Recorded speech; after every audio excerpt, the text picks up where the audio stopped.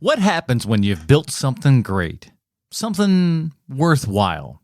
You strive for greatness. It's come your way several times, so what else could you possibly do when it's time to share with the world the fruits of your labor? Well, if you're the Weinsteins, you cut out 8 minutes, you throw in a hip-hop soundtrack that you bought for a song, rename it, and somehow that's a good thing? I don't know. Welcome to Half-Ass Movie Podcast.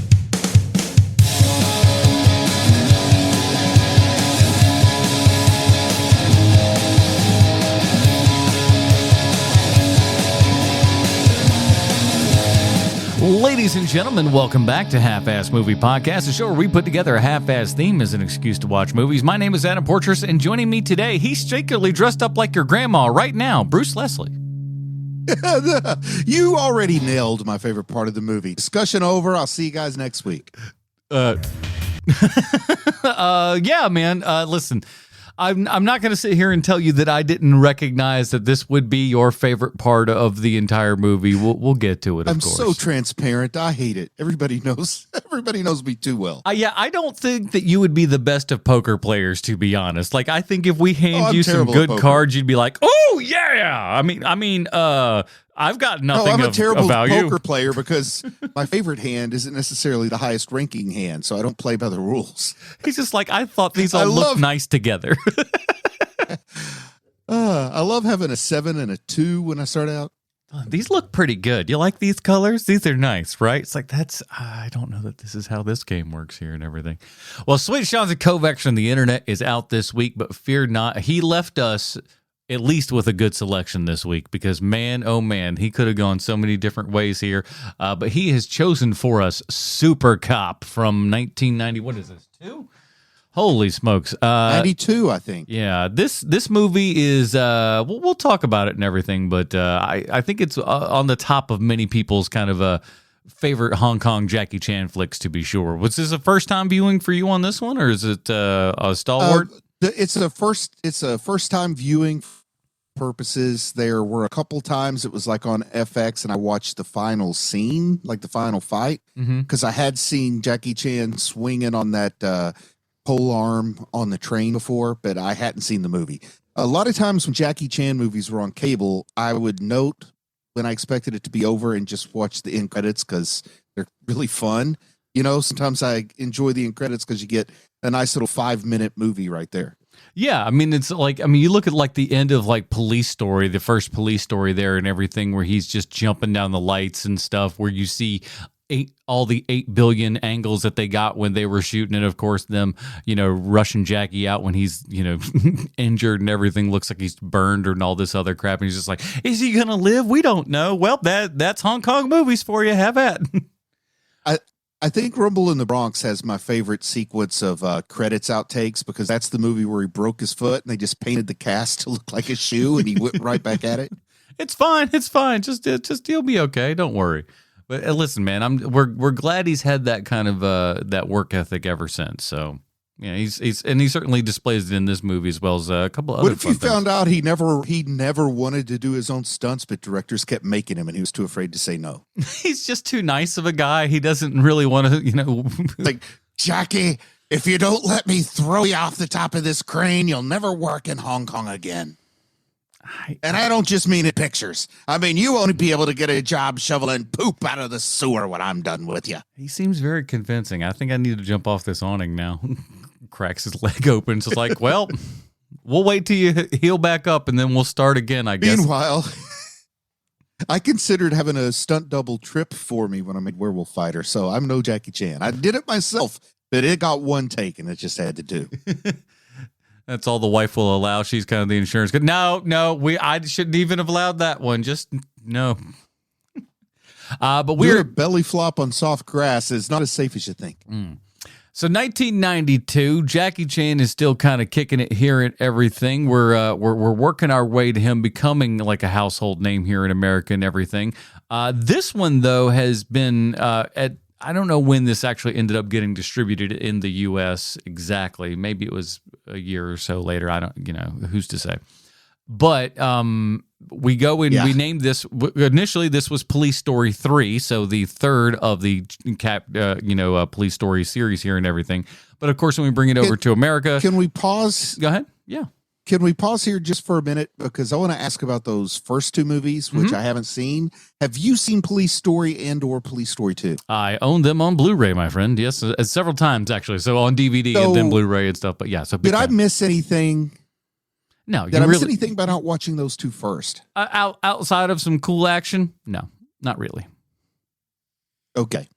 No, I definitely want to go back and watch them after seeing this. They're for sure watchable. They're very good movies. For a long time, I think people thought Supercop 2 was probably better than the originals or Supercop, and I'm like, or Police Story. They're all Supercop to me. It's interchangeable, really.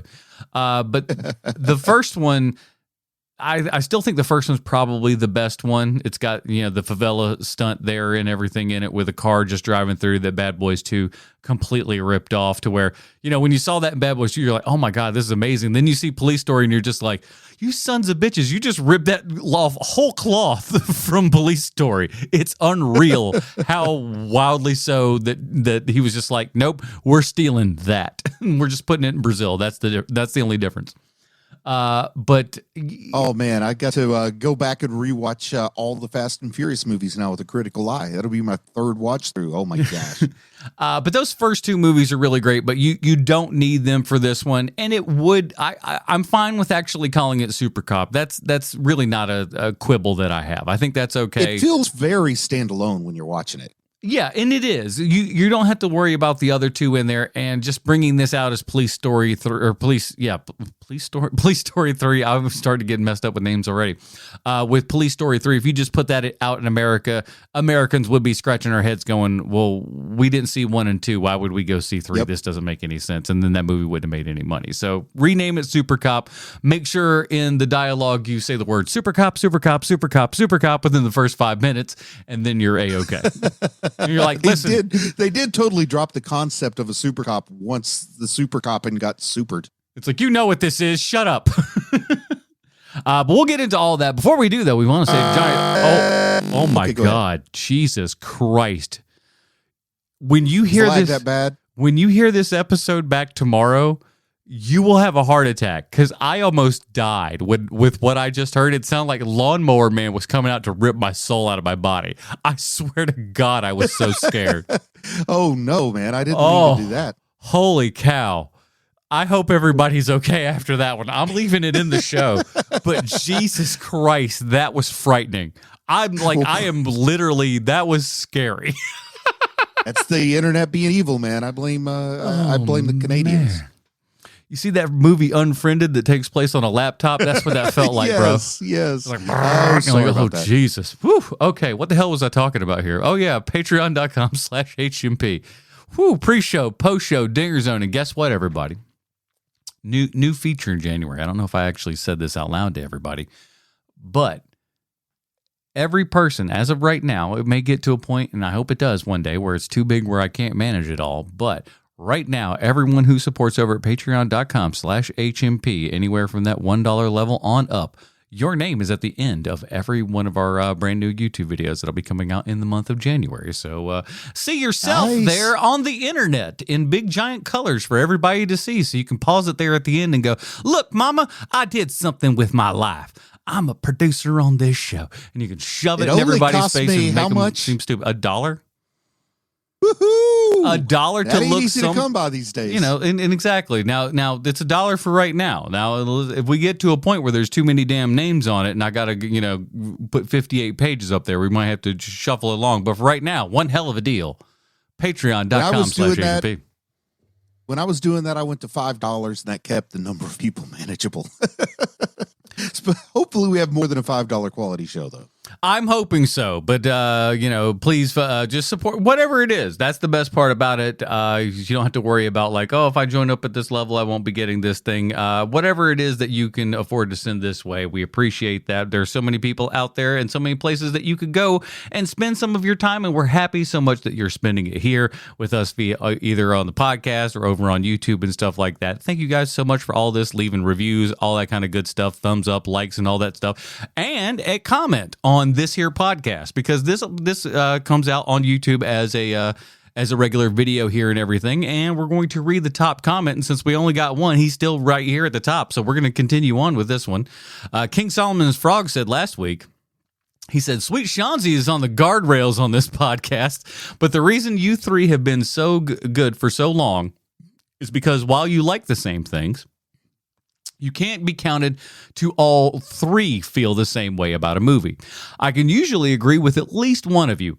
Also, while you threaten to talk about food and dreams while Sean is out, which I personally would love, you continue to talk about technical aspects of amateur filmmaking for 35, 40 minutes, which I personally don't love. Oh, no. So, you know. I'm sorry. That's fine. But I'm so hey, sorry. Listen, King Solomon's Frog, either way, you are at the top of the leaderboard here, my friend. And if you would like to be like King Solomon's Frog, comment on this YouTube video that you're listening to right now.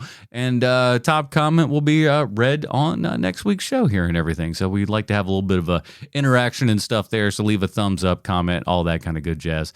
Thank you so much. Or drop us an email, why don't you? For the record, I have downgraded myself from amateur filmmaker to hobbyist. So I'll change up the conversation from amateur filmmaking to hobbyist filmmaking. Hobbyist. I'm more of a hobbyist, really.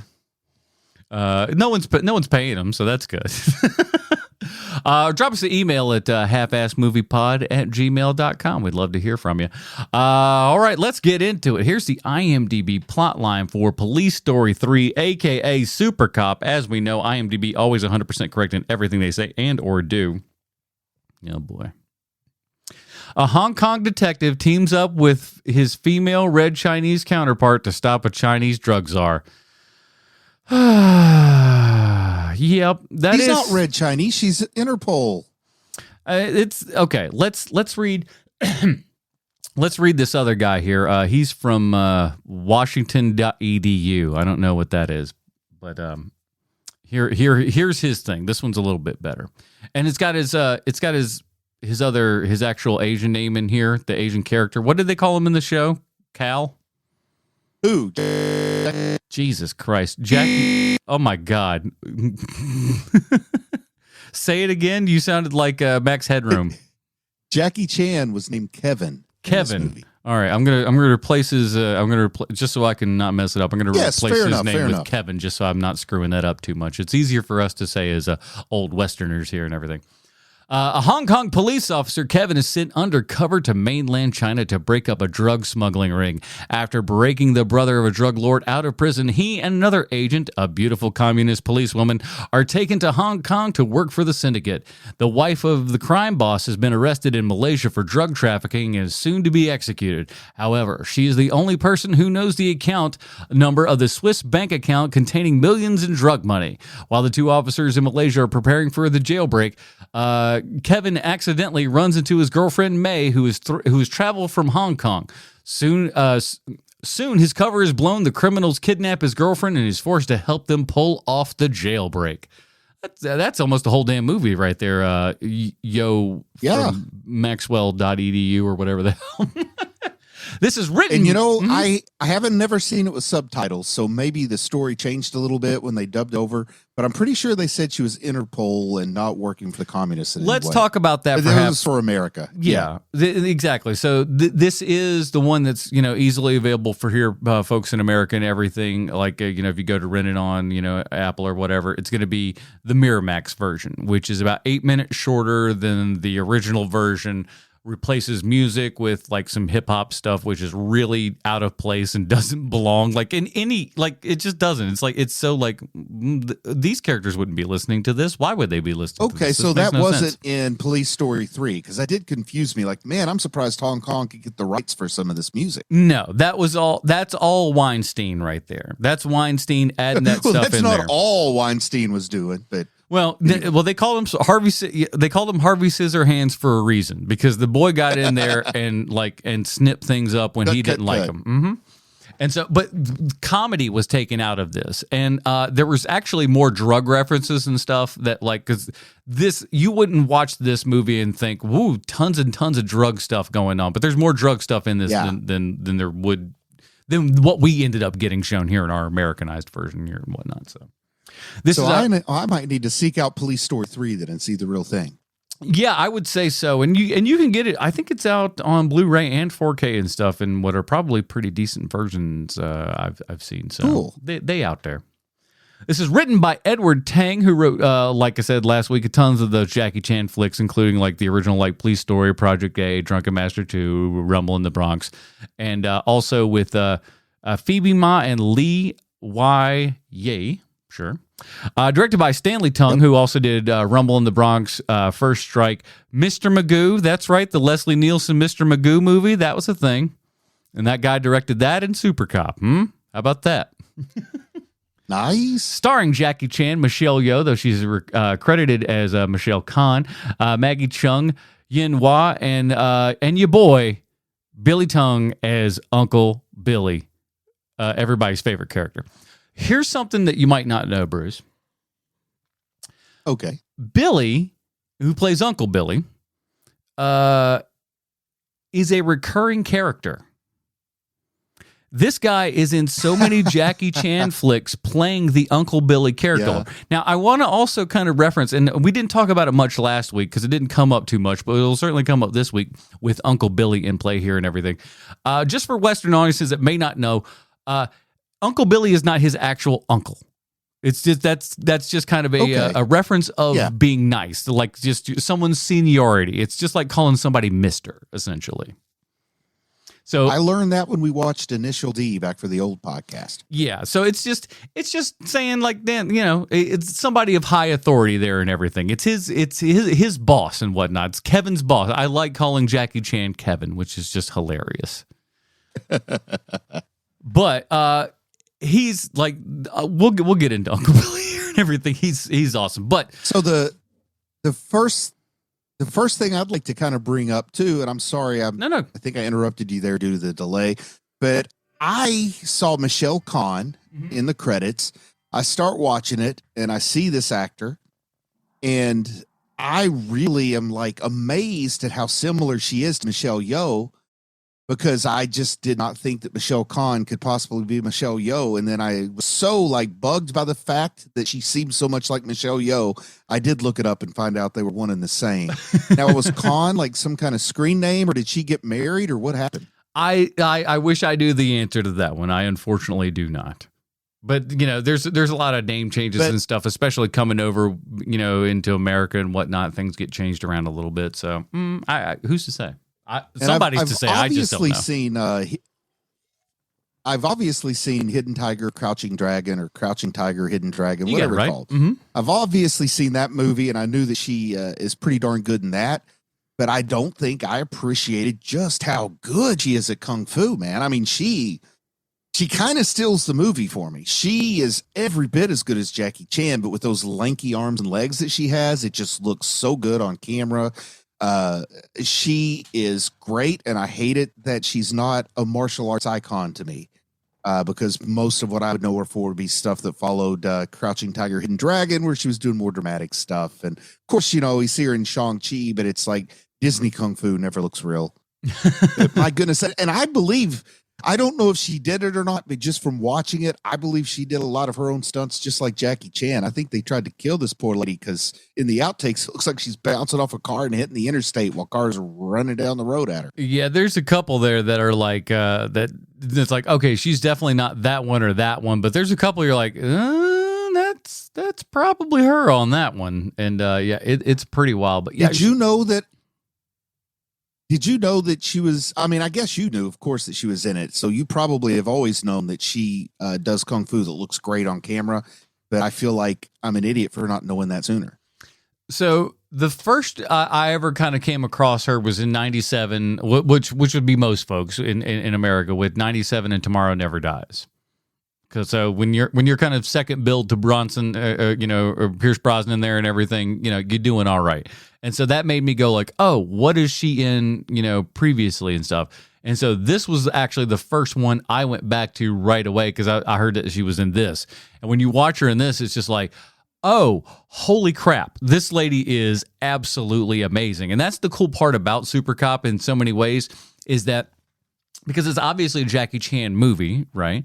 But yeah, the Super Cop ain't Jackie. the Super Cop is his kind of partner here and everything, who's actually supposed to be, she's applied herself to be the kind of caretaker of this guy who's who's been billed as this super cop, but who is most assuredly not a super cop. And so much so that he has to like almost be conned into taking this actual assignment.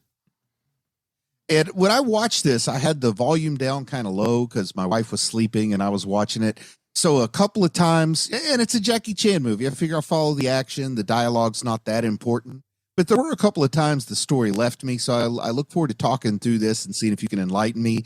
Like when they wind up in Kuala Lumpur, I'm like, what the heck are they doing in Kuala Lumpur? Why are they here? So I'll ask you some questions as we go through this. Here's the thing. You're not going to find a whole lot of really great answers because they aren't there. Or at least for me, they aren't, because a lot of this feels like an awesome road picture where they're just like, hey, we have a lot of, let me see. I don't know how much money this thing might have cost, but it feels like they've got a little bit of money to spend here and every. So budget was $900,000. So in $1996, it's still pretty low, but. Yeah, and I would say when adjusted for inflation, I wouldn't be surprised if Wheels on Mills was a more expensive movie because they shot in Europe. Yeah, but this feels like they kind of want to just like, go another place and try to get as much production value out of everything that they possibly can. And they really do, because while there aren't a ton of action stuff and everything, when you do have them, they're fantastic. They are when the action is kicking, it is kicking so hard. They save a good bit of it for the third act and everything. But man, when it hits, it doesn't stop. And then it does stop. And then it gets to the end. We hit we almost go, it's pretty damn close to like, well, that was all that, credits. It's pretty close to that, but you're riding along the whole time just going like, damn, I can't believe this third act is going. And then we're just finished. It takes a little bit to get rolling there. I will admit that. But that's also where you get some of the fun from this, too. I think this one, out of all the Supercop movies, is probably the funniest one of them. And for me, it doesn't really get to be an entertaining movie until we meet, and I'll say this with quote marks, Jackie Chan's family. When all the Hong Kong cops and everything, the boss from Hong Kong and Michelle Yeoh, and they show up and pretend to be his family. That's when the movie starts to get entertaining for me. Yeah, well, that's when you really start getting into what I just kind of call the Jackie time, where we let Jackie Chan do the great things that he's able to do, which outside of just your regular kind of action, martial arts, and stunts and stuff like that, is his other superpowers. Jackie Chan's funny. Jackie Chan is a funny dude who has very good timing, and again, being a stuntman like this, you got to have good timing, otherwise you're going to be dead, right? So one could imagine that him, being good at comedic timing wouldn't be that difficult for him either. And it's not here. It's so good. He's very, very funny in it. Again, one of the great things I love about Jackie Chan is he allows himself to be the butt of jokes, which was something that, for a lot of people, as a lot of people praise like Bruce Lee and stuff, Bruce Lee would never allow himself to get, his ass kicked. Jackie Chan's ass gets kicked constantly. Really gets it. He's not going to have a contract like Jason Statham or Vin Diesel or The Rock. This is, I have to win every fight, because he understands that he's there to entertain. And if you know how things are going to go, it's not entertaining, right? Yeah, we want to, have that feeling that there's a chance adversity. He could lose. Yeah. You want him to just I think live. That's part of what his magic potion is. And of course, Michelle Khan, as she's credited in this movie, the perfect straight man for him. Also brave for him to act next to her, because as I've said already, she steals the show for me. She overshadows him and he's there for it. He seems like a totally supportive co-star. He's happy to share the spotlight with somebody very talented, because I really feel like all he cares about is having the best possible finished product. Absolutely. And he plays it really well because she is good looking. She's a good looking lady and stuff. And he's already physically like right away. He's like, oh, okay. I guess I don't mind this beat here. I suppose I'll do this. Yeah. Sidebar here. Let's talk about Michelle Yeoh, because she would be the perfect girlfriend, man. She's rich, she's beautiful, and she beat up anybody who bullied me. So that's the three things I look for in a woman. So she has she came from a dancing background, as like a lot of lady martial arts movie stars kind of started with here and everything. Much like Patrick Swayze.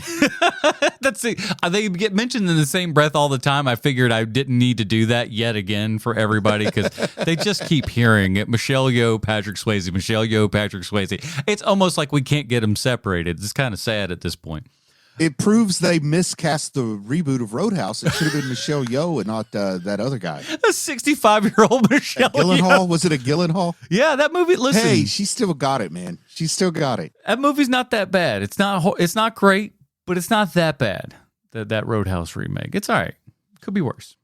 Could be better. It was kind of overshadowed by the Fall Guy movie, sort of a similar feeling, and came out about the same time. Oh, I will tell you this: better than Fall Guy. Better than Fall Guy for sure. Okay, I've never seen the Fall Guy, but I did see the Roadhouse. You know what's the problem with and this? It's related to this movie, and I'll tell you why. Fall Guy is a movie that is directed by stuntmen, right? So that's about a movie about stuntmen, directed by stuntmen, right? And yet it feels not Hal Needham. But it feels so fake. It feels fake. There are shots in there that like feel like CGI, and you're like, isn't this a stuntman movie? This movie, it's so I love the fact that we are in 1992 and everything in this movie is real. And as much as we'll skip around a little bit here, but we got to talk about kind of the ultimate thing just because we're right here. Jackie Chan's final stunt in this movie, it is as impressive as Tom Cruise's stuff has been and stuff. Even this scene is just like, it's so much more harrowing. I don't know why, but it really is. The man is still alive is just amazing to me. But Jackie's just holding on to the end of this, ladder on the helicopter there and everything. And safety harness. I mean, they showed it in the outtakes. That's crazy. And he's doing it for so long. You could tell they had to do so many takes of this thing. I don't know how long he did it in total, but I'm sure it's an astounding amount. My guess is it's at least 5-to-1 shooting versus what was on screen ratio. Oh, yeah, maybe even more than that. It's wild. And there are so many, like, because when that helicopter is doing stuff that they will not allow anymore. It's so dangerous when they're flying that thing so damn low and going in between buildings and stuff like that. It is maybe so that's why dangerous. they went to Kuala Lumpur. It's the only place that would let them do that kind of crap. It might be. It's like you watching it, it's uncomfortable because it is just like one wrong move and everybody's done here. It's frightening. I get nervous watching it. Twilight Zone. That's what's crazy. Oh yeah, they don't like. It goes in really weird waves where like all of a sudden some crazy stuff will happen and then no one cares and then we're like, well, we're just back to business as usual and stuff. But it tends to be the Asian countries that are doing these martial arts films that just go like, we'll be all right. But I feel like it's got something to do with population density. Like we wouldn't mind losing a few along the way. Listen, we have stuntmen schools around here, all right? We're constantly educating folks to bring them into the fold. There's a bloated job market. We got to get another Timmy over here, man. This one's kind of exploded. That's no good. I love the combat at the beginning there and everything where she's kind of showing him the school and all the folks that are in there and whatnot. It's just a great part that I love about like comedy movies and stuff like that. The guy who's not ready for the situation that he's being thrown into. He's billed as this super cop. He's not a super cop. He's just a guy who kind of thinks he's a super cop in a lot of ways, but he's not. He's kind of a lazy dude, really. So he gets thrown into this thing. Go ahead. It'd be funny if they had like a Kevin Lee and then a Kevin Lai, kind of like the Bruce Lee fakers that came out after Bruce Lee died, and they accidentally sent it to the wrong Bruce Lee. You know what I mean? Like the wrong Kevin Lee. And that would explain why he's so in over his head. You almost think that to a degree because they're just like, really? This is what we got over here, this guy? But she sets him up like, hey, let's do this demonstration. How would you like to have your first day on the job be like, oh, hi, welcome here. Fight this guy now, will you? In front of the whole class. That's what it used to be like back when I worked at the grocery store. This is Bruce. He'll be working the carts here and everything. And now fight John. No, it was like, what department will I be working in? Depends on how tough you are. Line them up, boys. Oh, he's tough. We're putting him back in the butcher area. He slices things. I brought good. my own machete the first day of work, so. I know you had to like the big spinning wheels though, for sure. That like, because when you see them, when you see them, you're just like, well, that's Chekhov's body wheel or whatever the hell these things are called, because you know that that's getting used, man. Yeah, the movie really kicks into high gear, like I said, when we meet Jackie Chan's fake family back in his fake hometown in real China, not Hong Kong or Taiwan. Well, wait, before we get there, real fast though, because we gotta talk about who we picked up here on the way to that location and everything. Did you recognize our guy here? I recognized him, but I didn't know from where. But I was like, okay, I've seen this guy. Was he Thunderfoot or something? The guy that plays Panther in the movie. Yeah, who is that guy? So that is your landlord from Kung Fu Hustle. Okay, I knew he looked so darn familiar. Yeah, and he's a pretty good actor for the role he's got. He really plays like the villain, but the villain that it's not easy to hate. Oh yeah, listen, he's great because he plays great scumbags. He's a great scumbag character actor, and who is let's see, 200 credits on IMDb. 200. Yowzers! He is in everything. That's a lot. He is one of those just stalwart guys who has been in everything. Him and the lady that played his wife in Kung Fu Hustle. Those two characters got their own spin-off movie called Kung Fu Mahjong. And it kicks ass, that movie. Oh, I've got to check that out. The name alone has me hooked. You of all people will love it. Just like, because you love those two characters, because those characters are great in that movie. And it just says, what if we took those two characters and it was just their movie? And put it in a big giant casino and stuff. Cool. It's so good. Check that out. Check out that movie. But him being in this is awesome and showing up, and just like he plays a great scumbag, and I love him being in this thing. All right, now we're on to the fake family here situation. Well, they rescue him from prison, so we can talk a little bit about this prison escape where he hides in the coal in the back of the truck, and they go back there with the bayonet. And we have a nice little, what I call our first real meaningful action scene in it. And then they escape in the world's worst, the world's vehicle for escaping police would have to be a funicular that hauls coal. But I do like the guy gets in a funicular that takes the coal up the side of the hill, up that incline. And then Jackie Chan's trying to run and keep up it. Of course, the steepest incline in the world. The way he keeps running might be one of his more impressive stunts, but we have a little bit of fun with that whole escape scene. My quads were burning just watching him do that, because you can just feel like it's a 45-degree angle just straight up, and you can see his legs just burning trying to get to the top of that. And here's the best part, kids. They did it way more than a couple of times. I can guarantee you that. Because you've got two shots, one going up, one going down. No, that'd be fun as hell, though, man. A Donkey Kong ride? Are you kidding me? Of course I would, though. They've got a pretty big one in Pittsburgh that you could just like ride to get to the top of this hill in Pittsburgh, because Pittsburgh's a really hilly town. Huh. So I've ridden the one in Pittsburgh a couple of times. Call them the Pittsburgh Hauler. I think it's called the Allegheny Incline or something like that. Oh, that's a good name. If you got a little rhymey like that here and everything. So yeah, he gets again. Great fish out of water story here and everything, where they're like, oh yeah, we'll bring him back to the village here and whatnot, and he's just like, he's hoping something happens, and he has no idea what's kind of going on and stuff, and them just kind of rolling with the punches here. Oh yeah, I'm totally that guy. Yeah, bring me here, bring me to my family. And you feel like everything's going to start unraveling here real fast, which is super fun, because you're like, how long can you keep this up, guy? You're just going, oh yeah, this is where I live, right over here. Yeah, keep going. And if he's anything like me, he's playing that one all the way up to the door. Yes. And, his sister, Michelle Yeoh, claiming to be his sister, kind of shows up and helps save the day, takes him to the place they've managed to secure as his, I don't know if you call it a safe house, his cover house. Yeah. And then, of course, do you want to tell people what it's like when Mama comes out, when we get to meet the Eddie Izzard of Hong Kong. So first of all, like, so we're watching the Miramax version, so it's dubbed into English and everything.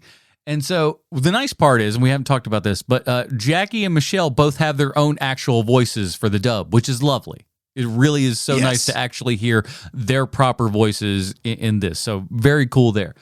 However, there are many other voices that are not so hot, right?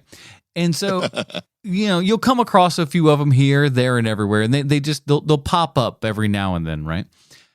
And in this particular scene, I thought, holy shit, we have some of the worst voice acting I have ever heard in my life. Because it's kind of a wide shot when we first meet Grandma there and everything. I thought we got some of the worst voice acting in this. And like, listen, I feel like, Elmer Fudd over here, I got fooled. I got fooled for half a second. I was like, oh, it's Billy. Well, this makes far more sense that this is the voice for this. Now, I thought they did such a terrible job of an old woman's voice that's what they chose was this voice. But no, that's Uncle Billy doing his impression of an old lady, which then makes it okay. And the whole time he's there playing Mama, I keep wondering, like, what is he doing to get the saggy chowder bucket effect, the old lady booby effect? And then as they're saying goodbye, we find out his 2 water balloons stretched down to his feet, and he has to quickly pick them up before anybody sees.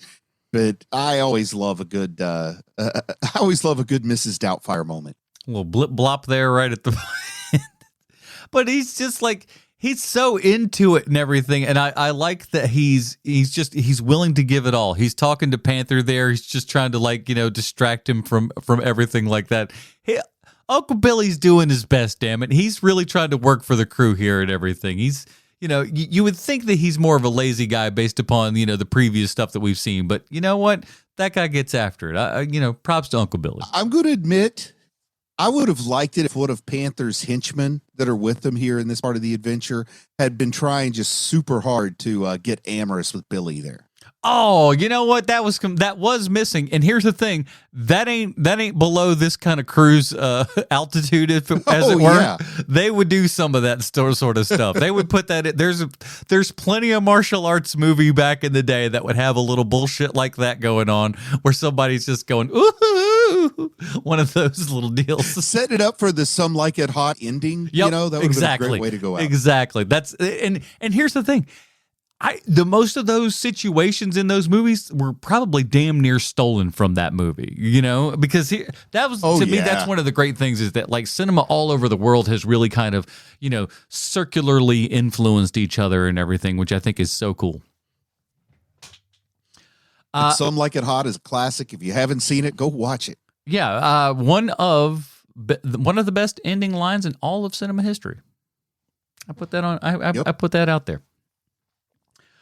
Maggie Chung as one May. time we did a list of good final lines, and I think that was my entry into it. Yeah, May, his girlfriend there and everything. She's another person that is like you may not recognize her unless you get into a lot of kung fu movies and stuff like that. She is another one, Maggie Chung, who has like I think like 100 credits or something like that. Damn near close to that. She was one of those that like, yep, I'm just in everything now.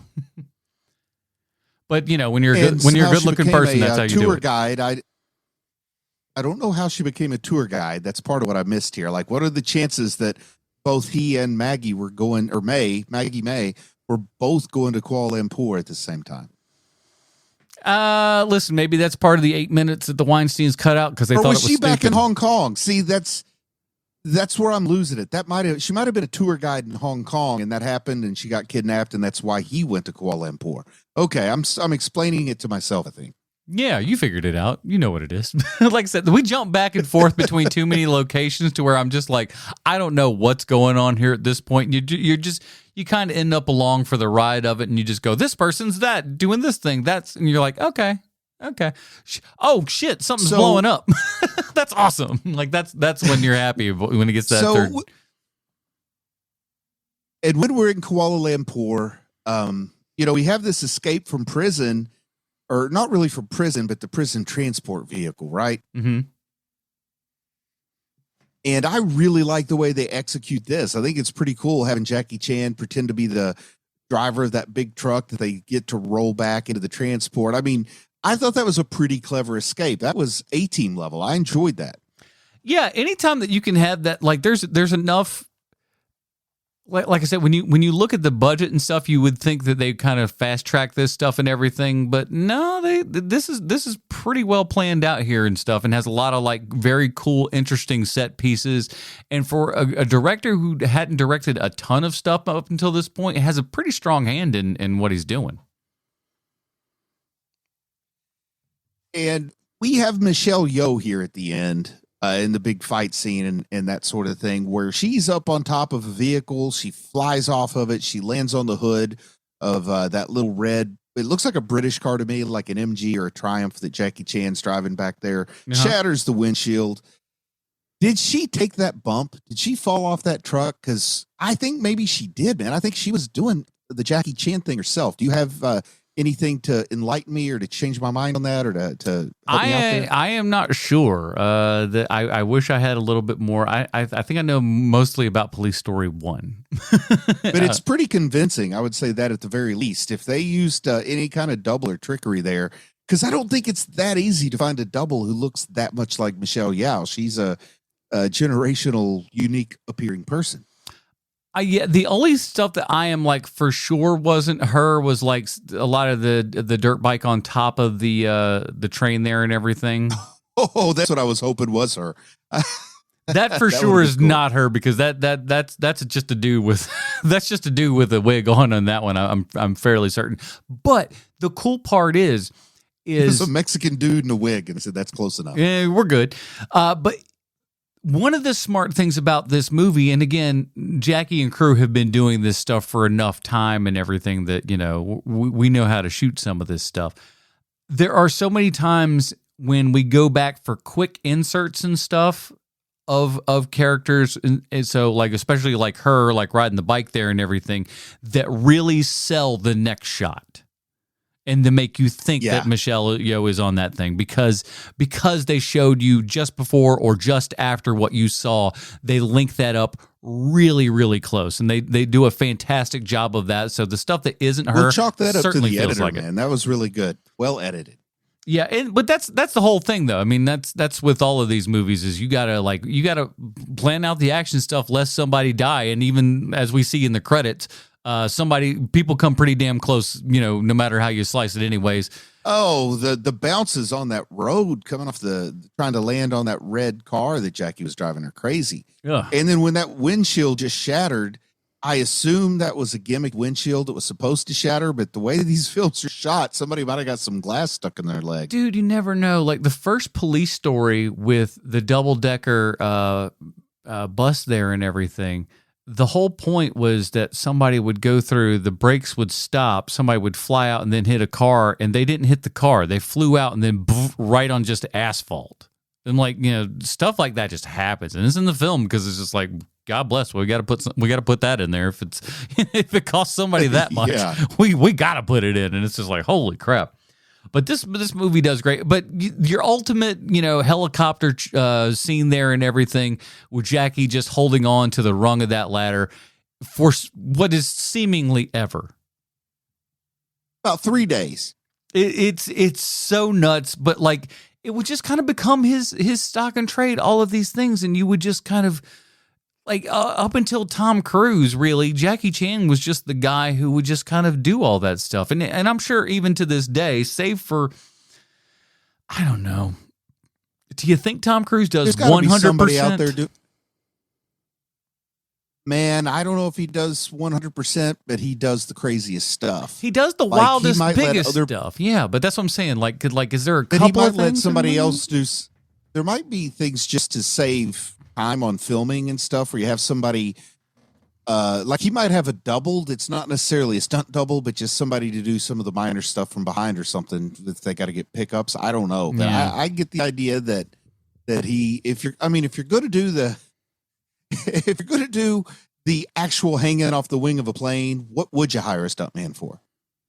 Yeah, I mean, it's like I guess so. You get to that point and you're just like, okay, what you know, why would we need anybody else for this little thing? You seem to be the sick person that wants to do it. So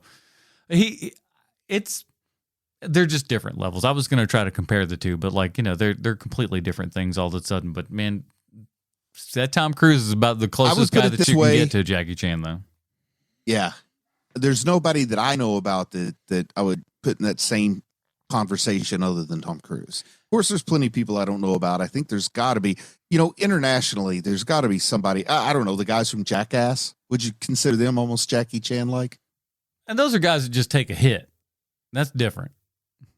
But they take hits to reproductive organs. Yeah, I mean, listen, there's weird arguments to be had, but I wouldn't put them in the stuntman category or nothing like that. No, you can't. No, that's no good. But Jackie's like, they pick the perfect name for themselves. And Drew, but he's holding on to this thing. It takes so long. He's all over the place. They're dragging him over the highway, and there's no blue screen. There's no green screen. This doesn't exist at this point. Not to the degree that it does now. And even then, Jackie Chan probably wouldn't have done it. But they use just the perfect lens for this thing. I don't know what they're using, but it gives you that super kind of, you are high up there feeling, man. It is, because it feels like you are holding on with Jackie Chan for that entire time going, how are you not? And he's not even like doing like an overhand grip or something where like a rung is in between like his elbow or something where he can get a real good grip on it. It's just raw ass hands. Oh my Lord. It's frightening. I don't like dangling by his fingers, guys. Oh yeah. But good. Fortunately it worked because it's beautiful, man. And, I still think you could have hidden a harness and it would have been just as good, but they got it done. Everybody got to go home earlier that day because they didn't have to rig up a harness. But I also see with this Tom Cruise thing, though, because I wonder if he got a little bit of inspiration in this, because we do have the helicopter and the train and stuff. I wonder, because we're not too far off from Mission Impossible here. Just say it. It's hard to think he didn't. And this is not an unknown film, No. So I'm pretty sure he'd be aware. It's an He's the kind of guy film that probably has time to watch movies. Have Tom Cruise and Jackie Chan ever made a film together? No, and it'd be. I'm trying to think of like what that might look like if we did that today. I mean, it's tough because I think Jackie the window has so passed. Yeah. Yeah, the window has passed for that, but if there was an old one, I would have liked to have seen it. Yeah, it's very tough to look at a 70-year-old Jackie Chan and just be like, go fucking fight. It's just like, no, he's just, come on. He's given us so much. We don't need to milk this man any further. He's done enough. Just let him go at this point. We don't need to we don't need to kill him on the job. I guess that's my biggest thing. just let him live. So there's no doubt that this is a great action movie. Mm-hmm. This is a wonderful action movie. How do you feel about it as a kung fu movie? I almost think of it as more of an action movie. And, there's a lot of fighting, but other than Michelle Yeoh, it just looks like what I imagine fighting would look like on camera, on film, more than, what you expect from something like The Drunken Master. Yeah, from like kind of a kung fu perspective, or, we'll just put, all of the fighting into that kind of realm, for lack of a better word. Because even Jackie just goes like, hey, I do all of these things. And he kind of does. And this, because he's not the choreographer, I can't talk. He's not the choreographer on this one. The director here is and everything. So it's a little bit different than I would say probably what Jackie himself would end up doing. There's a lot more, I call them rabbit punches in this one. Because they're fast and stuff like that. It's a very kind of poppy sort of style of fighting and everything, which is a little bit different from what Jackie kind of normally does and everything. It works well enough here. Michelle Yeoh's stuff is fantastic, but of course it's going to be. It's 100% on point to me. It's got the big arm movements, the big leg movements. Helps that she has really long arms and legs. They really catch your attention, and she's wearing sort of loose fitting clothes, so they almost billow over them like flags flying, and you just can't help but look. And she's doing the classic poses, but everybody else just seems to be brawling with a little karate thrown in. Yeah, she knows she's selling it in that great way that like the only person that I find that kind of, well, I don't say only other person, but the person, just the kind of other counterpart that does some of this to me is like Jet Li, that has this very beautiful fighting style that like, and that is the word that you would just describe it as beautiful. Like there's a flowiness to it. in stuff that like not everybody's, really good at. And some people are really good at. She's one of those. Jet Li is one of those to where it's just like it feels like the kung fu's flowing out of you, so to speak. She's really, really good. So in this movie, as we ask with all of our movies, is Jackie Chan doing it? Yeah, he is. But more importantly, is Michelle Yeoh doing it? She is as we've said, she is the super cop here. But yeah, Jackie Chan is perfect here, man. He's bringing an A game to what is almost a supporting role, and he's not underselling it. He's bringing just as much to this as he would anything else. Nobody else is going to be dangling from that helicopter rope, right? Yeah. He's good. He's funny. This isn't his most funny or charming role or anything, but he's not uncharming. He's not mean. There's a couple of Jackie Chan movies, especially some of the earlier Hong Kong ones, where he's a little stinker sometimes. Doesn't have a little stinker degree on him on this time and everything, but he's just enough. He doesn't quite overdo it, but he doesn't like phone it in or anything, I guess. But also what was the name of those cop movies he made with Chris Tucker? Rush Hour? Yeah, he's pretty funny in those. Yeah, those are good. Again, the man's got I liken it to the fighting. You got to have good timing in fighting. I feel like that's going to translate over to comedy, at least to some degree, to where you can just go beat. Here's where the punch is, kind of thing. It's verbal fighting, so to speak. I like it. Now, but as awesome as Jackie Chan is, if you had to recast this role, who would you do? So we're in the 90s at this point. I think if I had to recast Jackie Chan, it would be a totally different kind of take on the role, but I think that he would work beautifully with Michelle Yeoh, and that's somebody we just talked about a few minutes ago, Jet Li. Okay. He's already done Hard Boiled at this point. Well, okay, hold on. Well, we gotta. You mean Chow Yun Fat? Shoot, I've done it again. Yes, Chow Yun Fat from Crouching Tiger, Hidden Dragon. Okay, yes. Yeah, I got the name wrong because we were talking about Jet Li in my mind. That's fine. But then again, I also thought Hard Boiled starred Jackie Chan at one point too. So hey, I come by it honest. He's like, listen, they all got names. Just happens to, you get him in that. Chow Yun Fat works. We've got the proof that he works well on screen with Michelle Yeoh, so why not put him in here? Did I ever tell you my experience with Crouching Tiger, Hidden Dragon? Me and my buddy Craig, we went to go see it on. If it wasn't opening, it was darn near close to it. So me and Craig go in there. We sit a little more towards the back, and the movie has started. Like preview's over, movie started, and the beginning of that movie is Chow Yun Fat and Michelle Yeoh just sitting and talking at a table. 3 guys walk in, and I know from the second they break the precipice of the theater, I kind of know. I'm just like, this isn't gonna last. What's happening here? So these bros sit down. They're looking at the screen, and I can tell they're fidgeting. They're like, what the hell? And one of them all of a sudden stands up, looks at the screen, points at it, and says, "Fuck this," and then just walks out. I hold on, walk out. Hold on. I was so confused the first time I watched it. And then, like 2 minutes later, he comes back and looks at his boys like, "You're coming on. Let's go. Let's get out of here." Then they all left. I was just like, I knew this was happening. I knew that these guys did not know what they had just walked into. I'm like, nope. This is a movie with a Chinese language, and it's going to be slow to start. You're going to wait until the kung fu happens. This is an American Hong Kong film. They're going to make you wait for it. Now, an actual Hong Kong film, you'd have a fight right up at the top. Yeah, it is also is it Mandarin that they speak in China proper, and they speak something else, Cantonese in Hong Kong, or maybe it's the other way around. I don't know, but it was also mixed up. Not made in the same language that. Yeah, it's not made in the same language Hong Kong films are made in. So that was also kind of a big first too, because that I guess mattered to people. I don't know. Yeah, that's why I always love that people go like, "Oh, this is super authentic," and I'm just like, a white guy wrote that movie, right? And then they're like, "Oh shit, what?" And you're like, "Yeah, a white American wrote that movie." I was expecting to watch like a throwback to a nice. I was expecting to watch something like Kill Bill quality, right? Which is a good quality film, but very different from Crouching Tiger, Hidden Dragon.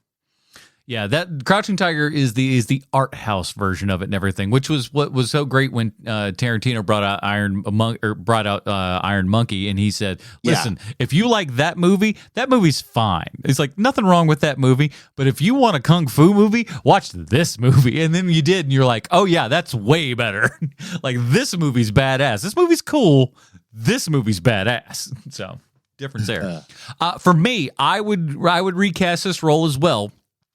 If you had to, but I would also go for that same kind of make it different than what we have with Jackie and everything. But I think he would also play well off of Michelle Yeoh, and again give a bit more of the flavor to that odd couple kind of thing, and would be even funnier when you sold him as that super cop, and then him just being inept and her having to be the one that does all this stuff.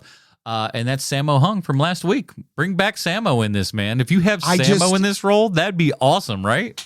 Sammo works if the premise is the letter goes to the wrong address, but Sammo is not going to make his way up the ranks of the police force because of the fitness test. But again, I feel like, and again, I want to go back to the beginning there.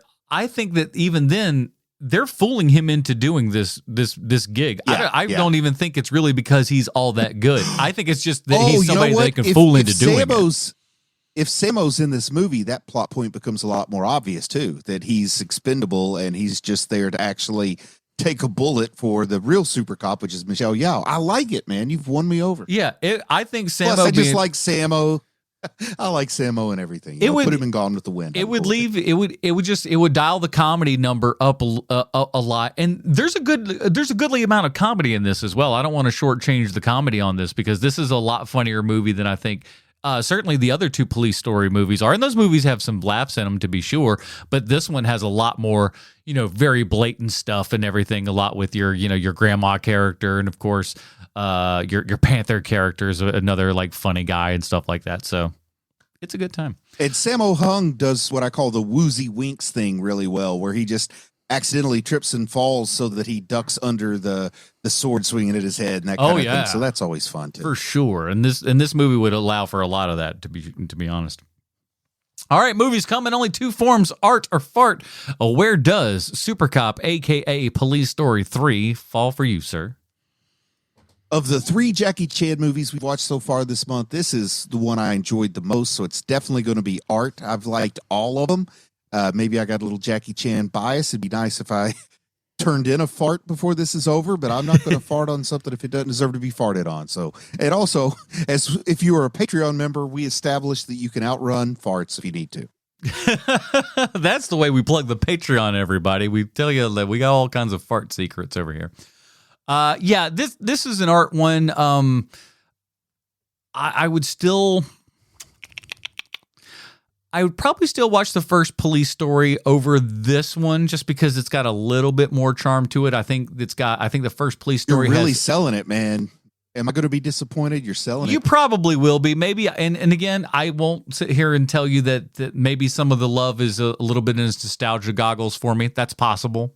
But there's enough in it to certainly to recommend Police Story and everything. That's all. Both Police Story 1 and 2 are on the Criterion streaming there for everybody if you have access to that. Oh, and I've still got your login info written down somewhere, so I'm all about it. Yeah, do that. And they got a whole bunch of other Jackie Chan flicks over there as well if you interested in some of the even more earlier works and things like that.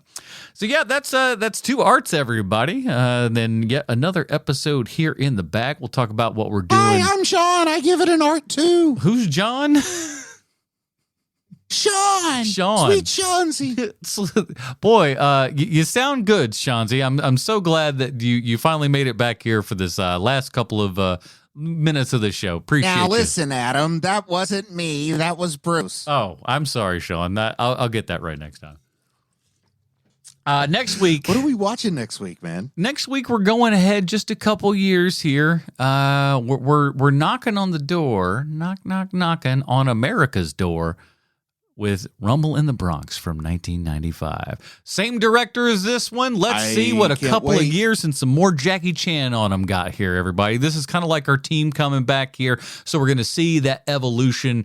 I remember being in 8th grade when Rumble in the Bronx came out. I don't know why that's so very specifically in my mind, but a buddy of mine who was like way into kung fu movies and stuff before I knew, much of anything about it. You never saw anybody more pumped in your life to see Rumble in the Bronx than this kid.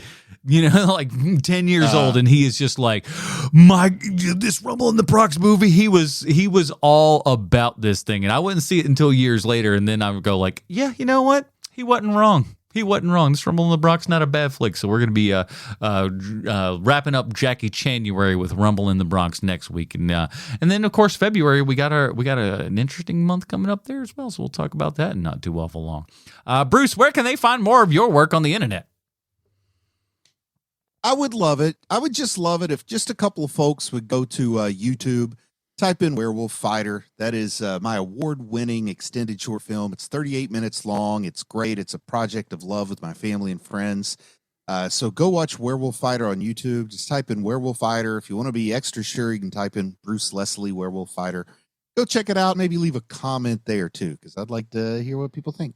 Excellent. As long as it's good, if you hate it, go get screwed. Yeah, give that. Save that comment for somebody else.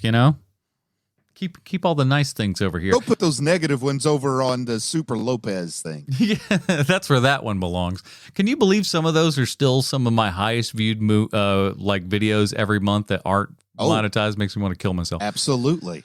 There's just like, hey, yeah, absolutely. Hey, listen, the thing that would be absolutely astounding to you is that how many people are searching for the Richie Rich movie. Yeah. I don't get it. Yeah. That one puzzles me because the views on that I don't get it. They think they're watching the movie. Because it's got like most of the ones that have those. I still don't get it. I still don't know why that many people want to watch that movie on YouTube. Seriously, like I wish I was selling Richie Riches around the world, apparently. No kidding, man. Macaulay's just like, nope, you got to pay for that one, baby. But while you're over there on the YouTube, check out Half-Ass Movie Podcast's YouTube page here. We got a whole bunch of videos, including the #1 popcorn video on YouTube. Just look at the word popcorn and boom, your boy's right there at the top and everything. And we got more stuff coming on your way. I have I'm back in the kitchen, everybody. I gotta edit it together. Wait. I don't know how long it's gonna take, but I made the apple strudel from Inglourious Bastards, and I'm gonna review that 4K and all that kind of good stuff. I've got a whole bunch of footage. How I'm going to, crack it all together, who's to say? We're going to figure that out here next week. So do me a favor, subscribe over there. We're 17,000 subscribers strong. Makes me very, very happy. We're kind of going up in all those cases. So thank you so much for that. Follow along there and, get some behind-the-scenes stuff over at Patreon and all that kind of good stuff over there. So a lot of good stuff. If you enjoyed this show, you'll certainly enjoy our YouTube page. Links are in the description as always. That is it, everybody, for this episode of HMP. Join us next week for Rumble in the Bronx from 1995. For the absent Sweet Seans and Kovacs from the internet, Bruce Leslie, I'm Anna Portress, reminding you that the only difference between art and fart is F.